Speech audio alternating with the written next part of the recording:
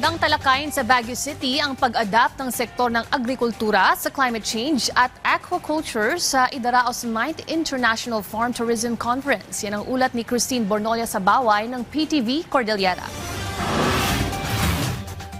Idaraos sa Baguio City ang 9th International Farm Tourism Conference sa susunod na linggo, March 4 hanggang March 6. Ayon sa International School of Sustainable Tourism, ito ang unang pagkakataong gaganapin ng aktibidad sa isang highland area at umaasa silang makabubuo ng magandang programa, maging produktibo at makahihikayat sa mga kabataang magkaroon ng interes sa pagsasaka sa pamamagitan ng turismo.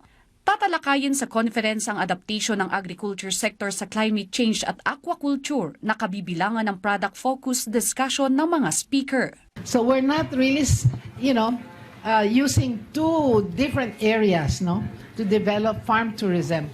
So in effect, we are able to create a solid program that is not wasteful.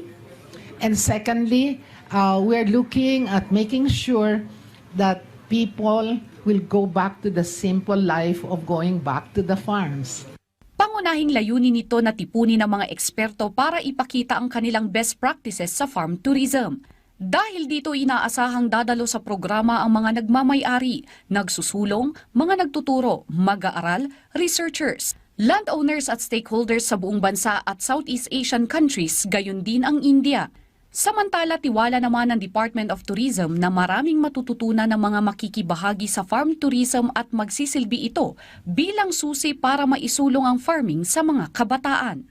Conference would of course give so much information and it giving access to our farmers and stakeholders, entrepreneurs to learn about farm tourism in general. Best examples from international speakers who will be invited. Magsisilbing speaker sa conference na Senator Francis Pangilinan, International School of Sustainable Tourism Chair Jaime Bautista, Philippine Exporters Confederation President Siju Ortiz Luis Jr. at iba pang sikat na personalidad sa sektor ng farm tourism. Christine Bornolia sa Baway para sa Pambansang TV sa Bagong Pilipinas.